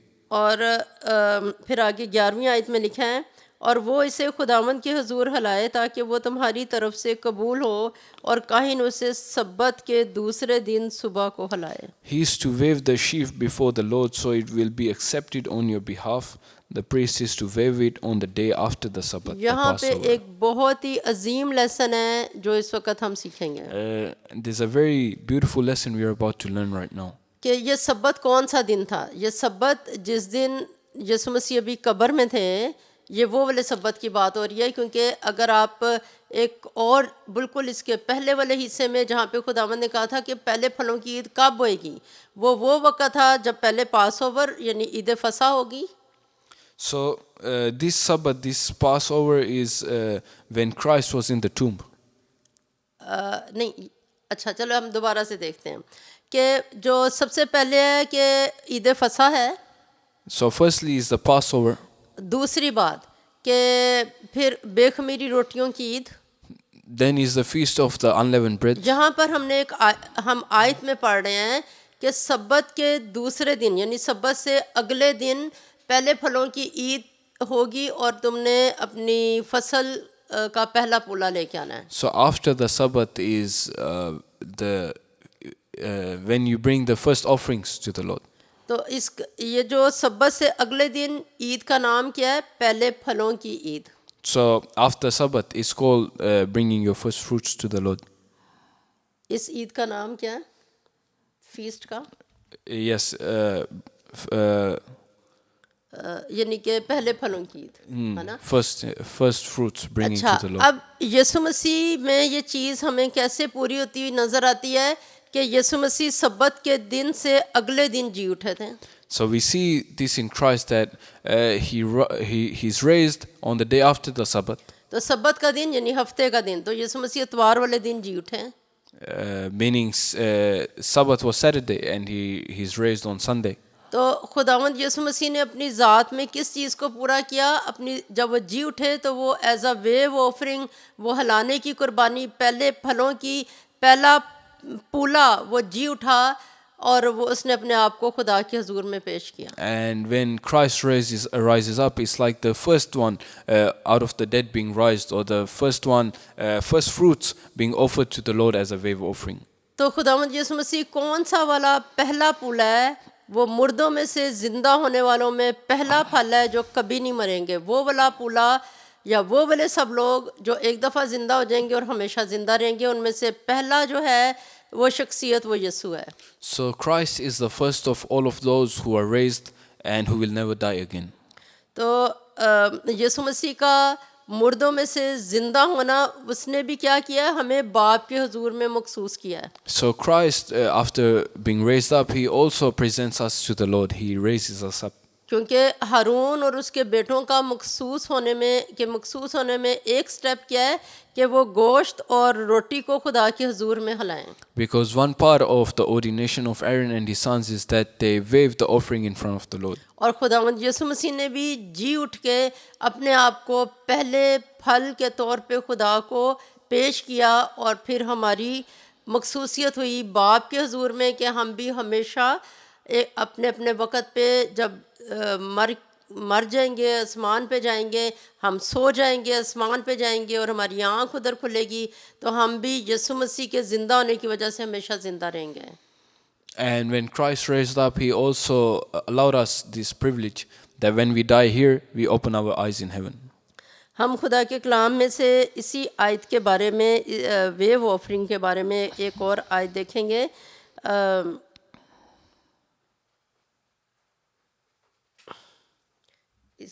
इसका हवाला मैंने लिखा नहीं हुआ, लेकिन यहाँ शायद पहला करंथियों, इनसे तस्वीर में क्या है पहला? First Corinthians chapter 15. अच्छा, पहला करंथियों 15 बाब उसकी 22 आयत में देखें तो यहाँ लिखा है, और जैसे आदम में सब मरते हैं वैसे ही मसीह में सब जिंदा किए जाएंगे, लेकिन हर एक अपनी बारी पर, पहला फल मसीह, फिर मसीह के आने पर उसके लोग। So it says, for as in Adam all die, so in Christ all will be made alive, but each in turn Christ the first fruits, then when he comes those who belong to him. यीशु मसीह का हर step, हर एक काम जो उसने किया है वो हमारे लिए बरकतों के अंबार लेके आता है। So everything that Christ did, it brings blessings upon us. उनमें से थोड़ी थोड़ी बातें जो हम सीख लेते हैं, हमें उससे पता चलता है कि यीशु ने हमें किस किस तौर से बरकत दिया। The things we learn from Christ, it shows us how he has blessed us. तो पहला करंथियों 15 बाब 22 आयत में हमने क्या सीखा कि आदम में सब मरते हैं, यानी ज़मीन में इंसान होते हुए हम सब मरते हैं। So we have learned that everyone dies on this earth. तो जिस तरह से आदम में सब मरते हैं, इसी तरह से मसीह में हम इस दुनिया के अंदर ही रूहानी तौर पे जिंदा हो जाते हैं। So in the same way we are made alive in Christ. और फिर जब उसी ज़िंदगी को अपने अंदर रखते हुए जब हमारी आंखें बंद होती हैं तो हमारी ट्रांसफ़र एक और मकाम पर हमेशा की ज़िंदगी में हो जाती है। And when we close our eyes here, we are transferred to that heavenly place. क्योंकि हम इस हमेशा की ज़िंदगी को कैरी करके इधर से ही लेके गए होते हैं, और अगर यहाँ पे हमारे पास हमेशा की ज़िंदगी नहीं होगी तो हम उस हमेशा की ज़िंदगी में अपनी आंखें नहीं खोल सकेंगे। And if we accept Christ here, then we already received that everlasting life on this earth and we carry it with us in heaven. और यीशु मसीह जिसने अपने आप को हिलाने की कुर्बानी के तौर पे पहला फल, पहला पूला ज़िंदा हुआ, और उसने अपने आप को बाप के हुजूर में हिलाने की कुर्बानी के तौर पे पेश किया, उससे हमारे लिए एक दरवाज़ा खुला कि अब हम भी जब ज़िंदा होंगे तो यीशु मसीह की तरह हमेशा उसके साथ ज़िंदा रहेंगे। And it's a privilege for us that Christ is the first one, and just like him we will also be raised up. तो फिर अहबार 8 बाब उसकी 28 आयत में चलते हैं। अभी ये उस मेंढे ही के मुतल्लिक सारे स्टेप्स हो रहे हैं, मुख्तलिफ काम किए जा रहे हैं उससे ताकि क्या हो, हारून और उसके बेटों की मखसूसियत हो। So let's continue with Leviticus chapter 8 and verse 28. We are still ongoing with the ram. तो लिखा हुआ है, फिर मूसा ने इनको इनके हाथों से ले लिया और उनको मज़बा पर सोख्तनी कुर्बानी के ऊपर जलाया। ये राहत अंगेज़ खुशबू के लिए तखसीसी कुर्बानी थी, ये खुदावंद की आतशीन कुर्बानी है। Then Moses took them from their hands and burned them on the altar on top of the burnt offering as an ordination offering, a pleasing aroma, a food offering presented to the Lord. तो हमने ये बात सीखी थी कि इससे पहले एक मेंढा पहले ही कुर्बानगाह के ऊपर है। So we see that there is already a ram on the altar. हाँ यानी ये वो वाला मेंढा जो इससे पहले यानी नंबर 2 पे जो मेंढा लिया था वो सोख्तनी कुर्बानी के तौर पे मज़बा के ऊपर जल रहा है इस वक्त. So right now, the second ram, which came before the third one for the burnt offering, is already burning on the altar there. अब ये जो तकसीसी मेंढा है इसके लिए लिखा कि इसके ये जो से ऑर्गन उन्होंने वेव ऑफरिंग के तौर पे उन्हें खुदा के हुजूर में हलाया है. इन ऑर्गन्स को लेके क्या हुआ है 28वीं आयत में क्या लिखा हुआ है, फिर मूसा ने इनको इनके हाथों से ले लिया, यानी हारून और उसके बेटों के हाथों से इस रोटी को भी और इस गोश्त को भी ले लिया. So they take this offering from Aaron और उसके बेटों से and from his sons, और इनको क्या किया उस मज़बे के ऊपर जला दिया. and he burns it on that altar. इसी तरह से हमने जो पहले पिछले मेंढे के मुतालिक सीखा था वो ये कि यीशु मसीह को जब कोड़े पड़े थे, यीशु मसीह का जब गोश्त उन्होंने तोड़ा था, तो इसी तरह से ये वाला वही स्टेप है जब यीशु ने अपने कोड़े खाने के वसीले से उसके गोश्त के टुकड़े इधर उधर बिखरे, उसकी वजह से हमारी तकसीस भी हुई है. So just like when Christ he was being tortured, he was being flogged, and all his body parts they were being torn apart, and from that we have been ordained. और फिर लिखा हुआ है कि ये जो सी कुर्बानी है इससे क्या होगा, जब अभी सिर्फ उसके पूरे को नहीं जलाया गया लेकिन अभी उसके बॉडी पार्ट्स को जलाया गया है, तो ये लिखा हुआ है ये राहत अंगेज़ खुशबू के लिए तकसीसी कुर्बानी थी और खुदावंद की आतशीन कुर्बानी थी. And just the body parts have been burned on the altar, and that is an ordination offering, a pleasing aroma, and a food offering to the Lord. तो ये कितनी बड़ी बात है कि हम खुदा के हुजूर में मकबूल हो जाएं. उसने अपने गोश्त को ऐसे तोड़ा ताकि हम खुदा के हुजूर में मकबूल हों. And such a beautiful thing for us that Christ he tore himself apart for us in a way that we would be accepted by the Father. फिर 29 वर्स में देखें, फिर मूसा ने सीना को लिया और इसको हिलाने की कुर्बानी के तौर पे खुदावंद के हुजूर हिलाया और इस तकसीसी मेंढे में से यही मूसा का हिस्सा था जैसा खुदावंद ने मूसा को हुक्म किया था. Moses also took the breast which was his share of the ordination ram and waved it before the Lord as a wave offering, as the Lord commanded Moses. अब हमने अभी तक जो कुछ सीखा, जो पहला बैल था उसे खता की कुर्बानी के तौर पे मुकम्मल जला दिया गया था, उसमें से कुछ भी खाने का हिस्सा किसी का भी नहीं था. So far the offerings we have seen, the first one of the bull as a sin offering, it was completely burned up, nothing was eaten. दूसरा मेंढा जो सोख्तनी कुर्बानी के तौर पे लिया गया उसे भी मुकम्मल जलाया गया, उसका कोई हिस्सा खाया नहीं गया. Then the second ram we see for the burnt offering was also completely burned up, nothing was eaten from it. फिर अब ये तीसरा मेंढा है.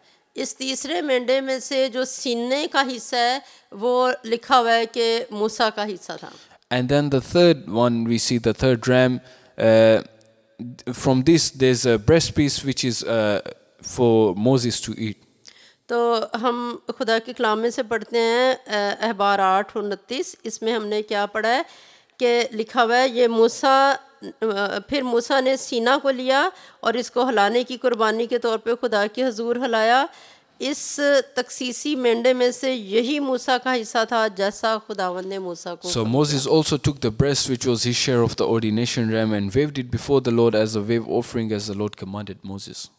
तो जो यीशु मसीह ने हमें ये कहा है कि आप होली कम्युनियन लिया करो, मेरा गोश्त खाया करो, मेरा खून पिया करो, तो इसके वसीले से हमारी मखसूसियत हम अपने आप को खुद बताते हैं कि खुदा तूने हमें मखसूस किया था. हम उस बात को बार बार दोहराते हैं, याद करते हैं कि हम तेरे लिए मखसूस हैं. So when we partake in the body and the blood of Christ, we are reminded and remind him of that promise that we have been ordained for the Father. और हम अगली स्लाइड में देखते हैं कि कलाम में क्या लिखा हुआ है. यूहन्ना 6 बाब उसकी 54 आयत में लिखा है, जो मेरा गोश्त खाता है और मेरा खून पीता है हमेशा की ज़िंदगी उसकी है और मैं उसे आखिरी दिन फिर ज़िंदा करूँगा, क्योंकि मेरा गोश्त फिल हकीकत खाने की चीज़ और मेरा खून फिल हकीकत पीने की And चीज़ in है. verse 54 of John 6 it says, whoever eats my flesh and drinks my blood has eternal life, and I will raise them up at the last day, for my flesh is the real food and my blood is the real drink. अब हम देखेंगे कि खुद ये जैसे इस slide में एक तस्वीर है, एक अगली स्लाइड में एक तस्वीर है, उनमें क्या क्या लिखा हुआ है कि हम खुदावंद के लिए किस किस तरह से मखसूस हुए हैं. So let's see how we have been ordained for the Lord. तो इस कॉपी में मैंने इस तस्वीर में जो लिखा है उसको थोड़ा बड़ा करके अपनी कॉपी में लिखा है, फिर मैं इधर से बोलती हूँ और इम्सिया इसको मैं उर्दू में बोलूँगी और इम्सिया इंग्लिश में. कि सबसे पहली बात है कि खुदा ने हमें चुन लिया हुआ है, हम उसके मखसूस शुदा लोग हैं, हम उसके दोस्त होने के लिए मखसूस हुए हैं, हम उसकी शाख होने के लिए और उसका फल होने के लिए मखसूस हुए हैं, हम उसकी हैकल बनने के लिए मखसूस हुए हैं, हम उसको सर्व करने के लिए, उसकी खिदमत गुजार होने के लिए हम मखसूस हुए हैं, बाप के साथ एक होने के लिए मखसूस हुए हैं, उसके जिस्म का हिस्सा, उसके बॉडी पार्ट्स, उसके जिस्म के उज़्व होने के लिए मखसूस हुए हैं, हम आसमानी शहरी होने के लिए मखसूस हुए हैं, खुदा की दस्तकारी होने के लिए मखसूस हुए हैं, हम उसकी दुल्हन होने के लिए मखसूस हुए हैं, उसके शागिर्द होने के लिए मखसूस हुए हैं.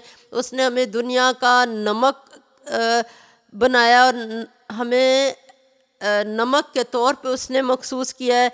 फिर हम बहुत प्यारा लफ्ज़ कि हम मसीही कहलाने के लिए मखसूस हुए हैं, हम बरे की बीवी होने के लिए मखसूस हुए हैं, हम गालिब आने के लिए मखसूस हुए हैं, हम ईमानदार कहलाने के लिए मखसूस हुए हैं, हम शाही काहिनों का फ़िरका होने के लिए मखसूस हुए हैं, हम जिंदा पत्थरों की इमारत बनने के लिए मखसूस हुए हैं, हम उसके सिपाही होने के लिए मखसूस हुए हैं, हम रास्तबाजी के दरख्त होने के लिए मखसूस हुए हैं, हम उसकी बादशाहत में उसके बच्चे होने के लिए मखसूस हुए हैं, हम अच्छी ज़मीन बनने के लिए, क्योंकि हम कितनी बड़ी ब्लेसिंग है, हम वो ज़मीन है जो अच्छी हैं इसके लिए मखसूस हुए हैं, हम उसके एलची होने के लिए मखसूस हुए हैं, हम उसके लेपालक होने के लिए मखसूस हुए हैं, हम उसकी ख़ास मलकियत हालेलुया होने के लिए मखसूस हुए हैं, हम इसलिए मखसूस हुए हैं ताकि हम तंदुरुस्त हों, हम शिफायाब हों, खुदावंद के खून के वसीले से ये बरकत हमें मिल सके, और फिर हम नया मखलूक होने के लिए मखसूस हुए हैं, हम खुदा के रहने की जगह बनने के लिए मखसूस हुए हैं, हम यीशु मसीह के हम मिरास होने के लिए मखसूस हुए हैं, और बेशुमार बरकतें जो खुदा के कलाम में लिखी हैं. तो ये दोनों स्लाइड्स के अंदर जो बातें लिखी हुई हैं मैंने उनको इस कॉपी में थोड़ा बड़ा करके लिखा है. अब यही वाली बातें इम्सिया इसको इंग्लिश में बोलेगा. So we will see some of the ways through which we have been chosen for the Lord, we have been ordained for Him. So we are the anointed ones, we are friends of God, we are the branch fruit, true vine, we are the temple of God, we are ministers and servants, we are united with God, we are members of His body, we are citizens of heaven, we are God's workmanship, we are bride, disciples, soul, Christians, Lamb's wife, overcomers, believers, holy priest, and living stone. We are soldiers of God, we are the trees of righteousness, we are the children of the kingdom, we are good soil, ambassadors, adopted children, God's special possession. We are the head, we are royal priesthood, new creature, habitation of God, and we are the joint heir of God.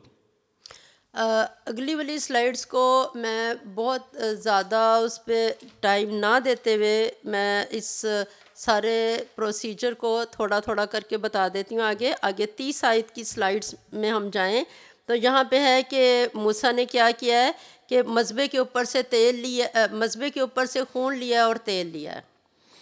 So Moses has taken oil and blood from the altar. और ये लेके उसने क्या किया है, हारून और उसके बेटों के ऊपर इनका छिड़काव किया. And he has sprinkled them on Aaron and his sons. फिर हम जो अगली स्लाइड में चले जाएं, तीतस तीसरा बाब 5वीं आयत, ये हमें क्या बताता है कि इसी तरह से ये जो तेल है ये रूहुल कुदस है और जो खून है वो यीशु मसीह का खून है. And in Titus 3 we see that the oil represents the Holy Spirit and the blood is of तो Christ. रूहुल कुदस के वसीले से खुदा ने हमारी ज़िंदगियों को पाक किया और अपने खून के वसीले से पाक किया. So through his blood, through his Holy Spirit, he has cleansed us. और फिर खुदावंद ने मूसा को कहा था कि हारून उसके बेटों को कहना है कि ये पकाओ खैमा इज्तिमा के दरवाजे पे गोश्त और इसको वहीं पे खाना 31 आयत में. So it says that tell Aaron to cook the meat at the entrance of the tent of meeting and eat it there. और ये वहीं पे पकाना है, वहीं पे खाना है और इसको सिर्फ हारून और उसके बेटे ही खाएंगे. Only Aaron and his sons. फिर आगे यूहन्ना 6:53 में हम देखें तो खुदावंद यीशु मसीह ने ये बात कही है कि मैं तुमसे सच कहता हूँ कि जब तक तुम इब्ने आदम का गोश्त नहीं खाओगे, खून नहीं पियोगे, तुम में ज़िंदगी नहीं है. And then Jesus said to them, very truly I tell you, unless you eat the flesh of the Son of the Man and drink his blood, you have no life in you. तो हारून और उसके बेटों ने भी इसी तरह से वो गोश्त खाना है ताकि उनके अंदर वो मखसूसियत की ज़िंदगी उतरे. In the same way, Aaron and his sons are to eat and drink. फिर हम इसकी 32 आयत में देखें तो खुदावंद ने कहा था कि जो कुछ बच जाएगा उसे जला देना, खाना वो आगे ना चले. God said, whatever is left, just burn it, don't eat it again. तो क्यों उसे जला देना, उसकी रीज़न वहाँ नहीं लिखी हुई, लेकिन यकीनन ये बात यानी जो हम समझ सकते हैं ताकि वो अगले दिन तक बासा ना हो जाए और उसे किसी तोहम परस्ती के लिए इस्तेमाल ना किया जाए. कोई जो भी जो हारून और उसके बेटे हैं सिर्फ वही खाएंगे और कोई भी नहीं खाएगा. It could be that so it's not used again, so because it might be corrupted, or so it doesn't get used for superstitious use. 33 आयत में खुदावंद ने ये बात कही थी कि तुमने 7 दिन तक, हारून और उसके बेटे 7 दिन तक खैमा इज्तिमा में रहेंगे ताकि खुदा उनको मखसूस करने का काम मुकम्मल कर सकें. So the ordination process, in order for that to be completed, God said for Aaron and his sons to not leave the entrance of the tent of meeting for 7 days. तो 7 किस चीज़ को जाहिर करता है? ये किसी चीज़ को कंप्लीट करने के लिए ये अदद इस्तेमाल होता है और परफेक्शन के लिए इस्तेमाल होता है. 7 is the number used for completion, for perfection. तो खुदा उन 7 दिनों में इनको सिखाता रहेगा, इनके लिए जो खुदा ने चीज़ मखसूस किया है वो खुदा करता रहेगा. 7 दिनों तक इन्होंने हैकल के अंदर ही रहना है, यानी खैमा इज्तिमा के अंदर, वहाँ से बाहर नहीं जाना.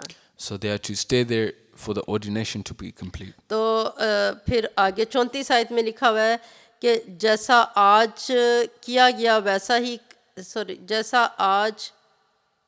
आज किया गया वैसा ही करने का हुक्म खुदावंद ने दिया ताकि तुम्हारे लिए कफ़ारा हो. तो खुदावंद ने मूसा को जैसे कहा था कि आज के दिन ये काम करना, वैसे ही मूसा ने किया और इस तरह से खुदावंद ने उनके इन जानवरों के वसीले से कफ़ारा भी दिया. So just like the Lord had told Moses, it was done and the ordination was complete. फिर 35 आयत में इसी 7 के नंबर को फिर ज़्यादा ज़ोर दिया गया इस पे कि तुमने 7 दिन अंदर ज़रूर रहना, ऐसा ना हो कि तुम बाहर जाओ और तुम मर जाओ. And then God re-emphasizes the point that stay there for 7 days or you will die. खुदा किसी चीज़ पे ज़ोर दे या ना दे, लेकिन जो उसने हुक्म दे दिया उसकी बरखिलाफ़ी करना मौत है. Even if God doesn't re-emphasize the point, but if you go against his rules, you will die. जो यूहन्ना 14 बाब इसकी 21 आयत में हम देखें तो खुदावंद ने भी एक हुक्म दिया था शागिर्दों को कि तुम यरूशलेम से बाहर ना जाना जब तक तुम्हें रूल कुदस का लिबास ना मिले, क्योंकि शैतान उन्हें बाहर मारने के लिए बैठा हुआ था.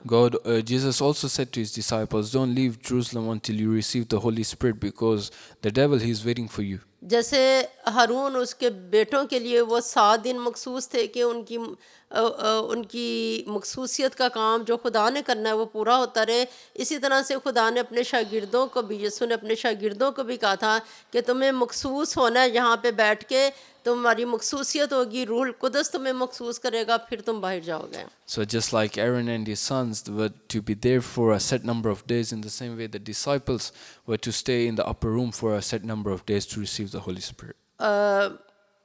ये अमाल पहला बाब उसकी 4 आयत है जहाँ पे खुदावंद ने उनको हुक्म दिया. And this was in Acts chapter 1 verse 4. लेकिन इससे एक ऊपर की स्लाइड में हम जाएं जहाँ पे लिखा हुआ है यूहन्ना 14 बाब 21 आयत में खुदावंद ने इधर लिखा हुआ है, जिसके पास मेरे हुक्म हैं और वो उन पर अमल करता है वही मुझसे मोहब्बत रखता है, जो मुझसे मोहब्बत रखता है वो मेरे बाप का प्यारा होगा और मैं उससे मोहब्बत रखूँगा और अपने आप को उस पर ज़ाहिर करूँगा। John 14:21 says, "Whereas my commands and keeps them is the one who loves me. The one who loves me will be loved by my Father, and I too will love them and show myself to them." तो हारून और उसके बेटों का खैमा इज्तिमा के अंदर रहना ये खुदा का हुक्म मानना था। For Aaron and his sons to stay in the tabernacle was to obey the Lord. तो जो खुदा के खिदमत गुजार हैं उनके लिए सबसे अहम बात है कि वो खुदा का हुक्म माने। So it's very important to obey the Lord. तो जो खुदा का हुक्म मानता है वो क्या जाहिर करता है, मैं किससे मोहब्बत रखता हूँ, खुदा से। The one who obeys him loves him. और जो खुदा का हुक्म मानता है वो किसका प्यारा होगा, खुदा का प्यारा होगा और खुदा उससे मोहब्बत रखेगा। And he will be loved by the Lord. जो भी खुदा के सर्वेंट हैं उनके लिए अहम बात है कि वो अपनी मखसूसियत खुदावन के अंदर करें, It's तो उसका very हुक्म माने। important for the servants of God to be ordained in him. और फिर हम अमाल पहला बाब 5वीं आयत में देखते हैं कि खुदावन ने ये बात कही थी कि यूहन्ना ने तो तुम्हें पानी से बपतिस्मा दिया लेकिन तुम थोड़े दिनों तक रूहुल कुद्दस से बपतिस्मा पाओगे। तो रूहुल कुद्दस यानी तेल हमें ऑर्डेन करता है। Acts 1:5 says, "For John baptized with water, but in a few days you will be baptized with the Holy Spirit." फिर हम इसकी अहबार 8 बाब उसकी 36 आयत आखिरी आयत देखते हैं। वहाँ क्या है, बस हारून और उसके बेटों ने सब काम खुदावंद के हुक्म के मुताबिक किया जो उसने मूसा की मार्फत दिया था। And then the last verse, Leviticus chapter 8 verse 36, "So Aaron and his sons did everything the Lord commanded through Moses." तो ये हर स्टेप, कोई एक स्टेप जो है वो कम नहीं है, हर स्टेप का होना लाजमी था ताकि उनकी मखसूसियत हो सके। Each step was very important for the ordination to be complete. खुदा की तारीफ़ हो कि जो पुराना अहदनामा है, जो कुछ भी उसमें लिखा हुआ है वो खुदावंद ने होने दिया, वो एक अक्स के तौर पे होने दिया जब तक कि यीशु मसीह जो उसकी असलियत है, जब तक वो असल पर्सनैलिटी ज़ाहिर ना हो जाए। And we thank the Lord that he continues the shadow in the Old Testament until the real personality of Christ is revealed. और फिर यीशु मसीह ने जो प्यारे अल्फाज के उसने पूरा भी किया कि ये ना समझो कि मैं शरीयत को मनसूख करने आया हूँ, मनसूख करने नहीं बल्कि उसे पूरा करने आया हूँ। And then the beautiful words of God that I didn't come to abolish the law but to fulfill the law. आइए हम खुदावंद की शुक्रगुजारी करें। Let's pray. खुदा बाप, हम तेरा शुक्र करते हैं, तेरी तारीफ़ करते हैं। तूने हमें आयु खुदावंद, तू कुर्बान हुआ ताकि हम बाप के हुजूर में मखसूस हो जाएं तेरे होने के लिए। Lord, we thank you. You sacrificed yourself so we can be ordained in front of the Father. खुदावंद यीशु जी, हम तेरी कुर्बानी के लिए, तेरे दुखों के लिए बहुत ज़्यादा तेरा शुक्र करते हैं। We thank you for your sacrifice, for your suffering. और खुदावंद हम बहुत मुतमईन रहते हैं क्या खुदावंद यीशु जी, तूने हमें चुन लिया हुआ है और मखसूस किया हुआ है, इसलिए इब्लीस जब हमला करता भी है तो वो हार जाता है और हम फतह पा लेते हैं। And we are very satisfied that because of you we are victorious. खुदावंद तेरा शुक्र हो कि दुश्मन का ज़ोर हमारे ऊपर नहीं है। The power of the devil is not upon us. तेरे खून की सारी बरक़ात के लिए तेरा शुक्र हो, We thank you for all the blessings of your blood. क्योंकि हमने सब कुछ मांगा यीशु के नाम We में। ask this in the name of Jesus. Amen. Amen. ऐ हमारे बाप, बाप, तू तू जो जो आसमान आसमान पर पर है, है, तेरा नाम पाक माना जाए, तेरी बादशाहत आए, तेरी मर्जी जैसे आसमान पर पूरी होती है ज़मीन पर भी हो। हमारे रोज़ की रोटी आज हमें दे, और जिस तरह हम अपने कसूरवारों को माफ़ करते हैं, तू भी हमारे कसूर हमें माफ़ कर। हमें आजमाइश में ना पड़ने दे, बल्कि बुराई से बचा, क्योंकि बादशाहत और कुदरत और जलाल हमेशा तेरे ही हैं। आमीन। खुदावंद तुझे बरकत दे और तुझे महफूज रखे। खुदावंद अपना चेहरा तुझ पर जलवागर फरमाए और तुझ पर मेहरबान रहे। खुदावंद अपना चेहरा तेरी तरफ मुतवज्जो करे और तुझे सलामती बख्शे। आमीन।